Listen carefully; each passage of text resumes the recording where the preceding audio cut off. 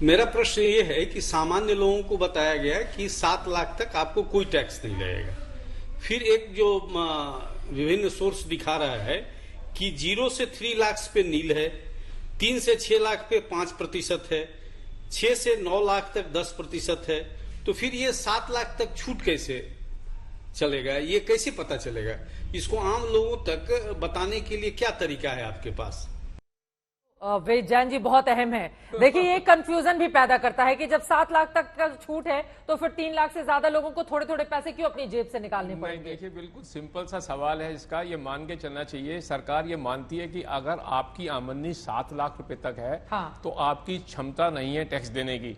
तो इसलिए 7 लाख के ऊपर जो आप टैक्स कैलकुलेट करेंगे स्लैब से 3 से 6 तक 5% और 6 से 7 तक 10%, तो आपके ऊपर 25,000 रुपए का जो टैक्स बनता है। तो सरकार ने कहा 7 लाख वाले को हम 25,000 रुपए का एक रिबेट देंगे। इनकम टैक्स में एक सेक्शन है 87A, तो उसमें कहा है कि जिसकी आमदनी 7 लाख रुपए या उससे कम है उसको 25,000 या जो उसका टैक्स बनता है उसका रिबेट मिलेगा। ठीक है। तो आपकी आमदनी 6 लाख है तो आपको 6 लाख के ऊपर 15,000 का रिबेट मिलेगा, 6.5 है तो 20,000 का मिलेगा, 7 है तो 25,000 का रिबेट मिलेगा। लेकिन 7 लाख से अगर इनकम आपकी बढ़ गई तो ये रिबेट आपको नहीं मिलेगा। बिल्कुल। अगर आपकी 7,10,000 रुपए की इनकम हो गई तो आपको 26,000 रुपए का टैक्स देना ही पड़ेगा। ठीक है। एक सवाल और मैं ले लेती हूं। आम लोगों के और भी बहुत सारे सवाल हैं, उसके साथ मैं गोपाल जी आऊंगी, लेकिन उसके पहले देखिए, अब यह है कि आम आदमी के लिए थोड़ी राहत दिए जाने की कोशिश की गई है, लेकिन जो बड़े लोग हैं जिनके पास ज्यादा पैसे हैं उनके लिए किस तरह का, ज्यादा आमदनी वालों के लिए टैक्स रेट 42.74% है, इसे घटाकर अब 37% कर दिया गया है। सुपर रिच लोगों के लिए हायर सरचार्ज को 37% से घटाकर 25% किया गया, और इस तरह पहले 42.74% लगने वाला सुपर रिच टैक्स अब 37% का हो जाएगा। तो उन लोगों को भी बड़ी राहत पहुंचाई है सरकार। हाँ, देखिए क्या है, जब 37% सरचार्ज लगाया था 5 करोड़ से इनकम ज्यादा वालों को, वो एक एडहोक मेजर था और उस समय भी अनाउंसमेंट की गई थी कि looking to fiscal deficit and present position वो सरचार्ज 37 किया गया। अब वो सरचार्ज को 25% पर, सरचार्ज वैसे भी बहुत ज्यादा होना नहीं चाहिए क्योंकि सरचार्ज एक एडहोक मेजर होता है सरकार के लिए। बिल्कुल। अब 25% टैक्स कर 37 का 25 करने का मतलब ये हो गया कि जिसकी इनकम 5 करोड़ से 6 करोड़ के बीच में है, अगर मैं 5 से थोड़ा सा ऊपर निकल जाऊंगा, उनको लगभग 17 लाख रुपए का टैक्स का बेनिफिट आएगा इस समय। जिसकी 6 करोड़ की इनकम है उनको लगभग 21 लाख रुपए का इससे टैक्स का इफेक्ट पड़ेगा।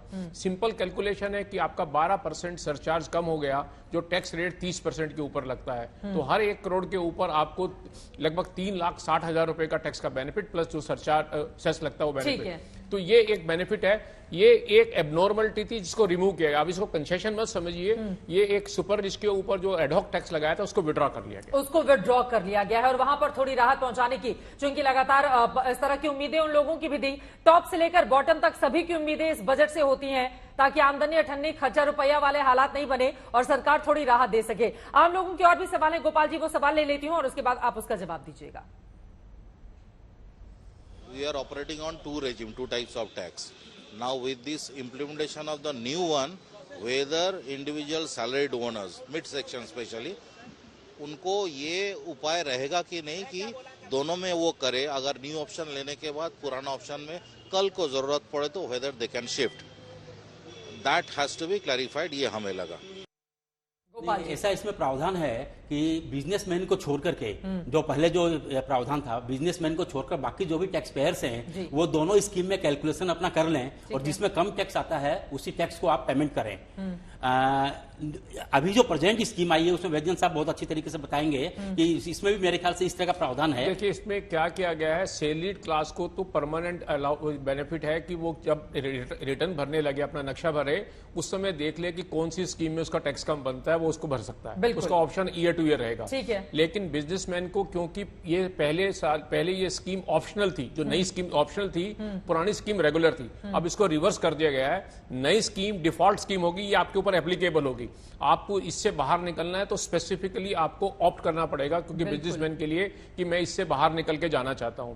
क्योंकि पहले लोग हो सकता है कि कुछ लोग वहां चले गए हो, वापस आने हैं, तो एक टाइम ऑप्शन दिया जा रहा है बिजनेसमैन को कि अगर वो नई स्कीम में चले जाते हैं और वो वापस आना चाहें ओल्ड टाइम में तो एक बार उनको ऑप्शन मिलेगा। लेकिन एक बार चेंज करने के बाद ये दोबारा ऑप्शन नहीं मिलेगा, अगले सालों में तो परमानेंट जाना पड़ेगा। ठीक है। लेकिन मेरा ऐसा मानना है कि आज की डेट में अगर आप ओवरऑल कैलकुलेशन करें एक्सेप्ट जो लोग 7 से 10 लाख के बीच के टैक्स के ब्रैकेट हैं, 10 लाख से ऊपर वालों को हर एक को नई स्कीम में बेनिफिट आने वाला है, क्योंकि टैक्स का डिफरेंस जैसे गोपाल जी बता रहे थे 15 लाख की इनकम पे पहले 2,62,500 रुपए टैक्स लगता था, अब लगभग 1,50,000 लगता है। यही वजह है कि कुछ ऐसे चेहरे हैं, पूर्व वित्त मंत्री पी चिदम्बरम ने भी, हालांकि राहुल गांधी की प्रतिक्रिया का इंतजार है, लेकिन उन्होंने इस टैक्स स्लैब में जो बदलाव किए गए हैं, आम लोगों को राहत पहुंचाने की जो कोशिश है उसका वेलकम किया है, शायद इसी वजह से, मतलब उधर से विपक्षी दलों की ओर से भी यहाँ पर वेलकम किया जा रहा है। हाँ, क्योंकि ये एक सिंप्लीफिकेशन का स्कीम है, लेकिन देखिए थोड़ा सा जो मेरा इसमें अनुभव है ये है